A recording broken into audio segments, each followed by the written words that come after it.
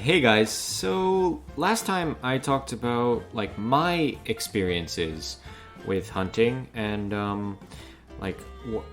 my small experiences with hunting and what I kind of thought about it growing up.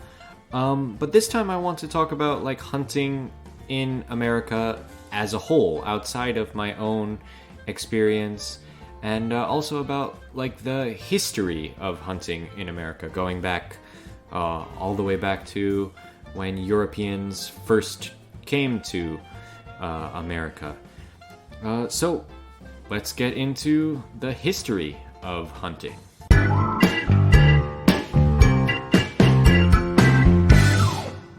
Alright, so to start talking about the history of hunting in America, we need to go all the way back to the beginning of America, or at least the beginning of when European people were in America.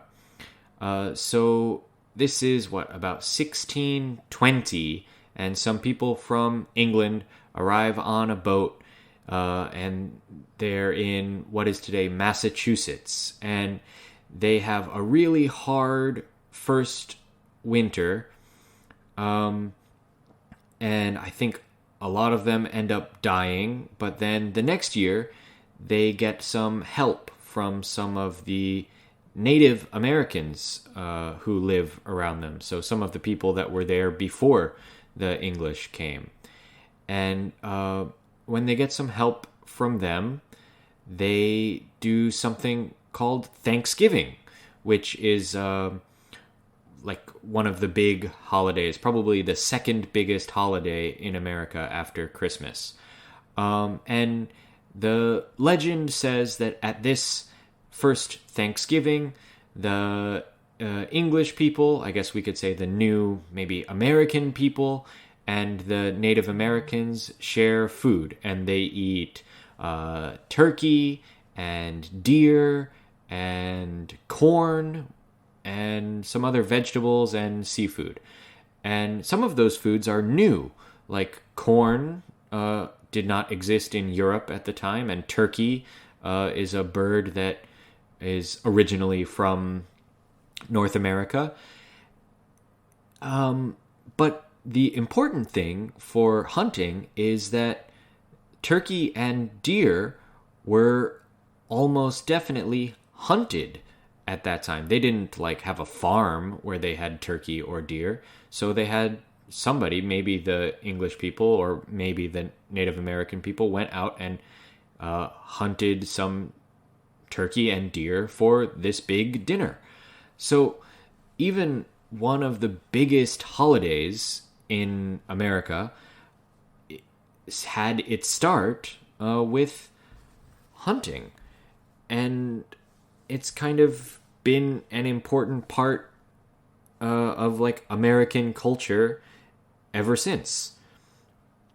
So we're talking the 1600s, and there are these new Americans, these Europeans who just came over, and they're coming to this land that's just huge and wild. I mean, North America is way bigger than Europe, and there are all these old forests where many of the forests in Europe all the trees had been cut down a long time ago to make cities or boats or something like that.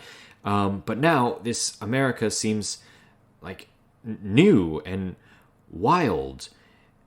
And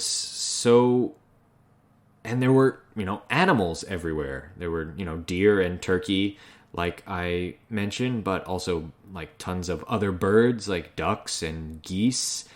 And there were even really big animals like elk, which are like something like reindeer, but a little bit different. They're basically really big deer. And then also bison, which are, huge, the biggest animals in North America. But the Europeans who came over don't find them immediately. They have to kind of start exploring and going further away from the sea the coast of America and go inland into the forests and the mountains, a little bit in from the coast. And, it's at this time that people start kind of hunting animals, not just for food, but also for money. So there were some animals like beavers, and some other, like, what do you call them? Things like badgers or weasels. A lot of animals were hunted for their fur, for their skin, so that they could sell them back to people in Europe so they could make clothes. And then a lot of other animals were hunted for their meat, like deer would be hunted a lot for their meat, but not so that the hunter could eat the meat, but so that he could sell it to other people. And then, he could sell it in town at like a market or something like that, and other people could eat the meat that he hunted. And so as this started to happen, there was like a bigger and bigger market for hunting and for game meat. We often call animals that are in the wild and I guess wild animals that you eat, we call them game or game meat. And so anyway, there was a big market for this game meat and for the furs, the skins of the animals. So more and more people started going farther and farther away from the towns on the coast, like in, near modern day Boston or New York or Philadelphia. And they started going into the mountains and the forests and started hunting for a living so they could make money and sell it back in the towns. And some of these people were called pioneers. And the pioneers are these kind of legendary people in America who go deep into the wilderness, the wild areas of America, and they make their living off the land, you say. So basically they build their own house or little log cabin, and they hunt their own animals and make their own clothes and all of that kind of stuff. And so these pioneers became kind of like famous characters, maybe almost symbols of America. And one of the most famous ones was named Daniel Boone. And so Daniel Boone, he was the first person to make a town on the other side of the Appalachian Mountains. So the Appalachian Mountains are a mountain range a little bit away from the east coast of America. If you think of like, where I'm from Maryland.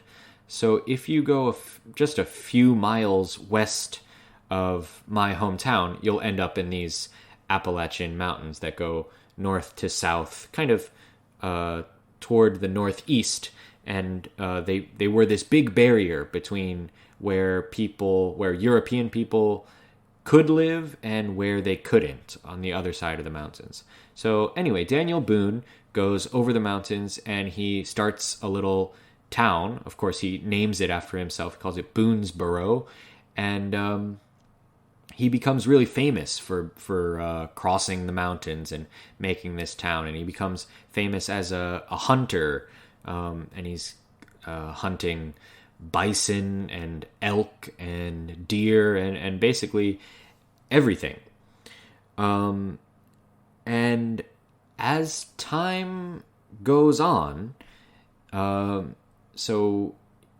European people, or maybe at this point we can call them white American people, are spreading further and further west. So they're past the Appalachian Mountains now, and now they're going into modern day, like Ohio and Illinois and all of these states in the middle of America.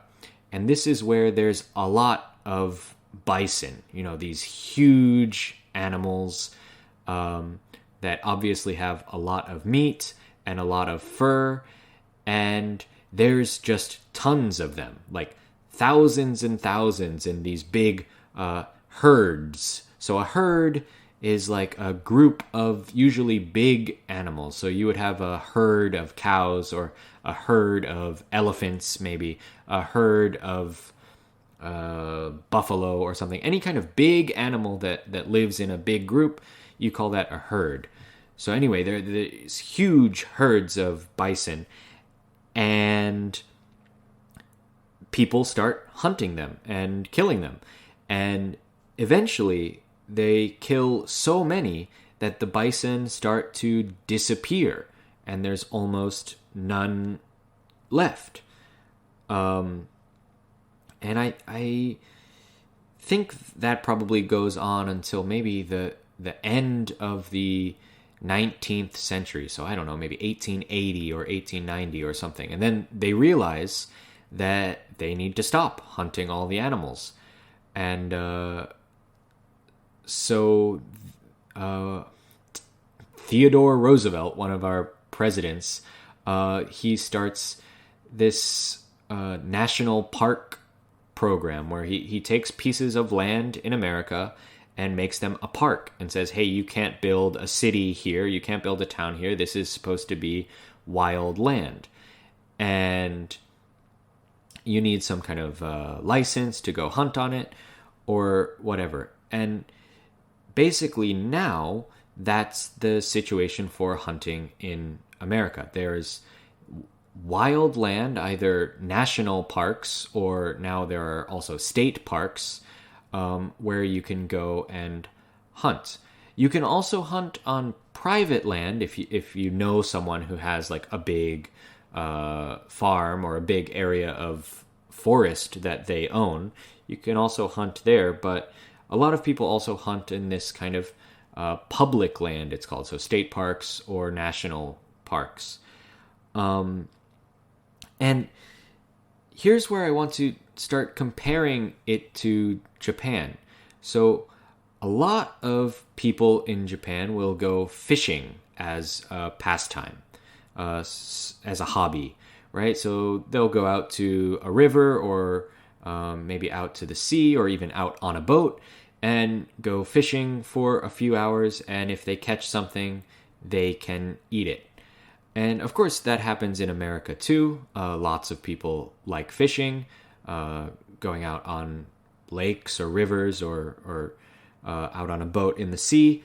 But unlike Japan, some people also like to go hunting kind of for the same reason, right? They get to go outside into nature, and if they're successful, they get to get an animal, I guess, and they get to bring it home and eat it. And and it's pretty popular in America now. So I just looked it up, and in 2021 there were 15 million hunting licenses. So there's a little bit over 300 million people in America.